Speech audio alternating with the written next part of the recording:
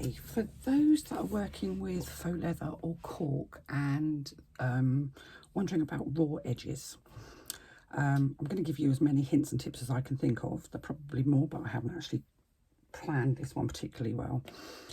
So this is a bit of upholstery grade faux leather, and you can see it's got a white backing to it.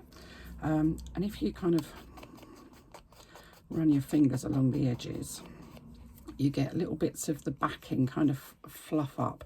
Now some faux leathers are much fluffier than others, but I don't know if you can even actually see that, but it just fluffs up so you can see it from the front, and you can just see the little bits of white there. And if you're going to use a raw edge, then that's something you don't really want. So what can we do to avoid that? First of all, and this is time consuming, but it does work, you can go along and you can trim the very edges of that backing fabric off. Now you can either use a pair of big scissors, or I actually find it's easier with a pair of snips, and you can just kind of do it at an angle and just trim off any of those bits of fluff that go along the back. And it's a tiny amount, it's just a little tiny bit of fluff that comes off, but it's enough to stop it from fizzing along the sides. When you sew your two pieces of either cork or faux leather together, what you end up with is this sort of white edge, which is in some instances actually quite attractive, but in most instances is not particularly attractive, and people don't want it. And over time that will wear and it will go fluffy. Less so if you've trimmed off the backing, but it still will go fluffy over time. Now, a couple of salient points here. If you're sewing two pieces together and you've got raw edges, using a 1/4 inch seam allowance is not a very clever idea, because look, you have a gap that over time that's just gonna flap apart and just look really untidy, and that will over time fluff up. So if you're going to use raw edges, the best thing you can do is sew as close to the edge as you possibly can. An 1/8 of an inch seam allowance is what I would use, and actually even closer if I can get to the edge. Yes, I still got that white edge, but the two parts don't separate. Normally, if I'm doing things that are raw edge, depending on what they are, I would use a little bit of spray glue between the two pieces just to kind of hold them together. Don't be tempted to put double-sided tape between them, because if you do, unless it's the stuff that you can sew through, you're just going to gum up your needle as you stitch through it. So what can you do to get rid of those horrible white bits? Well, this is my favourite. You just take a Sharpie pen of an appropriate colour and you go along the sides. And you can use whatever colour you want, really. I'm using green because this is green. Sometimes just the act of running that Sharpie pen along the side will cause little bits of fluff, which you can then trim off. I find that I've never had a problem with this leaking, and I do wonder sometimes if people's Sharpie pens are perhaps not as good as they might be, or they've got them from eBay and therefore might be a bit ooky. But sometimes people say, oh, you know, that ink kind of seeps into my faux leather, or causes a mark on my hands later on if I get sweaty hands and that sort of thing. What can you do for that? You can use a little tiny bit of your Fabri-Tac, which is your kind of general fabric glue, on your finger and just run it across the top, and that will seal it. You can use a little tiny bit of fray stopper or fray check or any of those preparatory fray stopping glue type things. I mean, this is only effectively, it's like PVA. And again, a little bit on your finger and just run across, or on a cotton wool bud, just run across, which will seal that colour in. So that's the easy and the cheap option, because most of us have got Sharpies at home. The next option is edge coat, leather edge coat. Now you can use leather edge coat on both faux leather and cork. Now I'm not going to claim to be an expert on this. I can only tell you what I found through my own experience. Using leather edge coat on its own, so I've got various different, this was a pucker expensive one.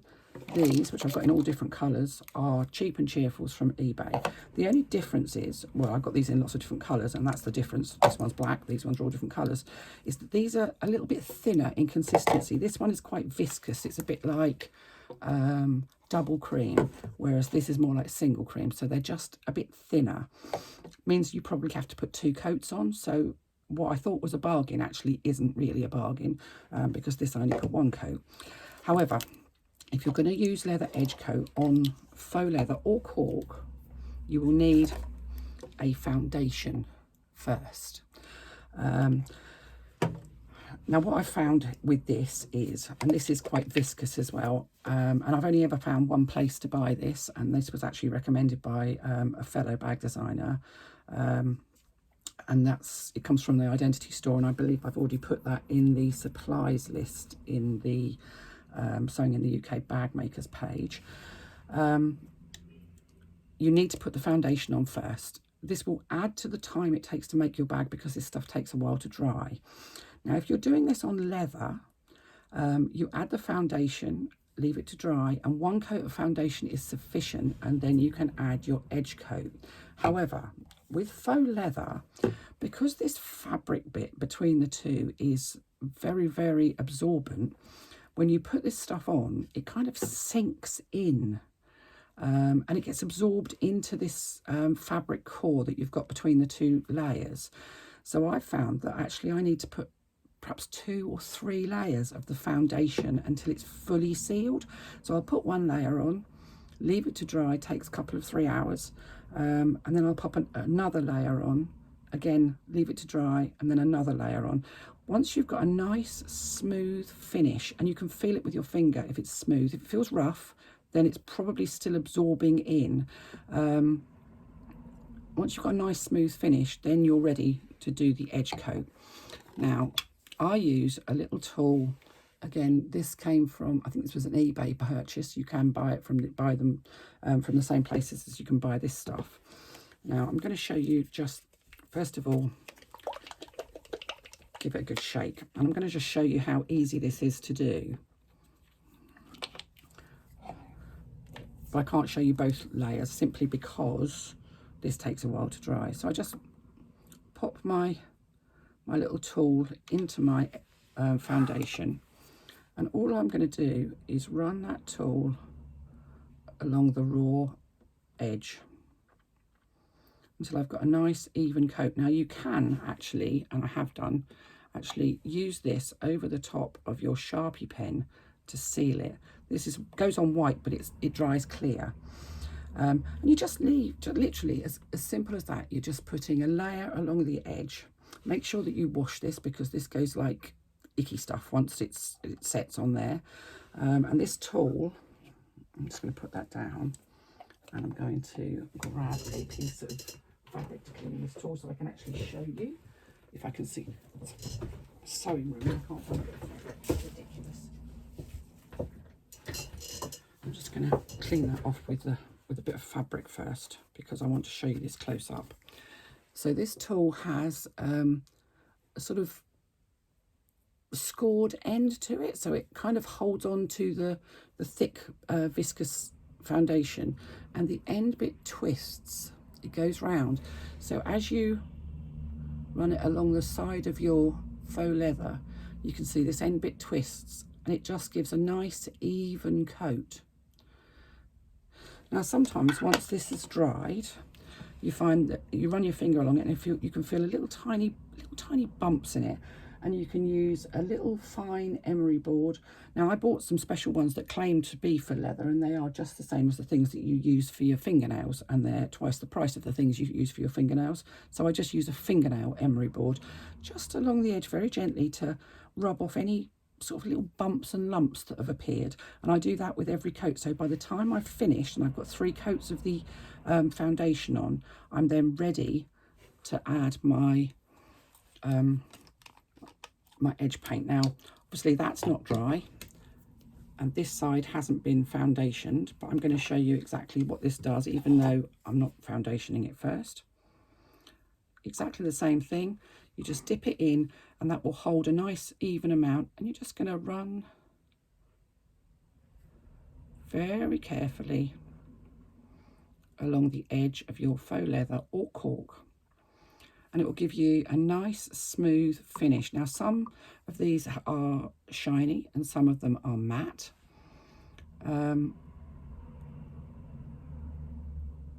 You need a steady hand, or you need something that you can stand these into. You also need a damp cloth handy, because occasionally you get a little bit extra, and I'm just going to do that with my finger, but I wouldn't recommend that. But you just need a tiny bit of damp cloth, or a little bit of tiny bit of cotton wool, or a cotton wool bud, or something like that, to just take any from the side of, oh, now see, that's why you don't do it with your fingers, because you get grubby marks on it, from the side that overlaps. And then you just hang it somewhere to dry where it's not going to get touched. And again, if I find that it's got any lumps and bumps, which sometimes happen, again, I'll just use a nail file to file off that little lump and bump, and then just go back over with a very, very thin coat over the top, so that I get a nice even finish. It's a bit like gloss paint. If you go back in when it's half dry, you'll get almost like fingerprints or brush marks in it. And the same applies to this. You need to wait till it's dry, file it, and then just give a very thin coat right the way over the top, to make sure that it's got a really nice finish.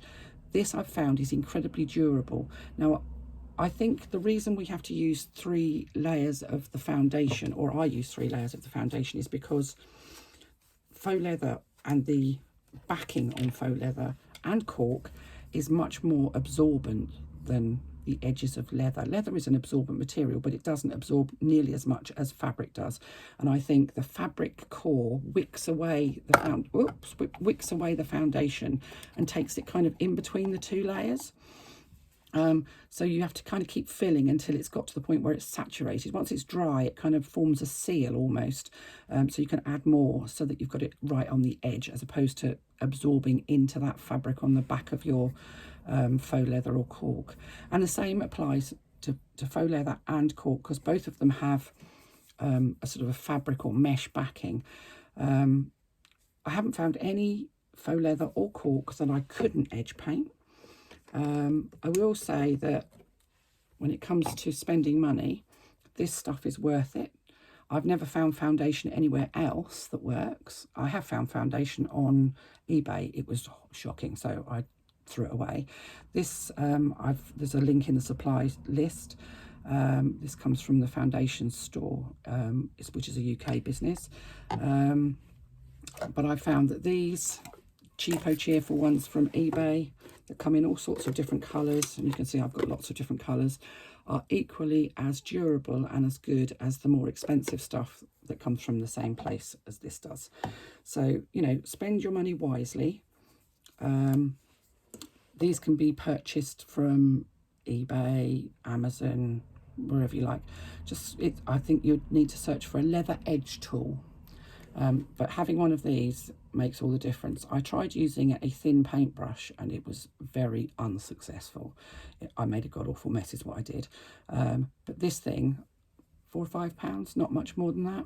Really cool. You can also get one that's got a sort of, it looks like a slightly pointed, like an arrowhead on the end, which I did have, but the end fell off. But I didn't like it. It held too much of this stuff and made it just, it was too much. This one only holds a certain amount, and it distributes it really evenly when you go along the edge of your faux leather.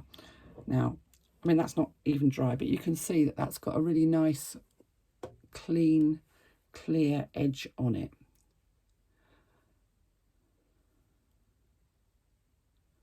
So that's edge paint, edging faux leathers, edging cork, edging leather. So I'm not claiming to be an expert, and I'm not a leather worker, so you know, I know this is designed for leather, but it does work equally as well on faux, and I would claim to be a faux leather worker, because that's what I do most of the time. So there you go. Hopefully that's helpful.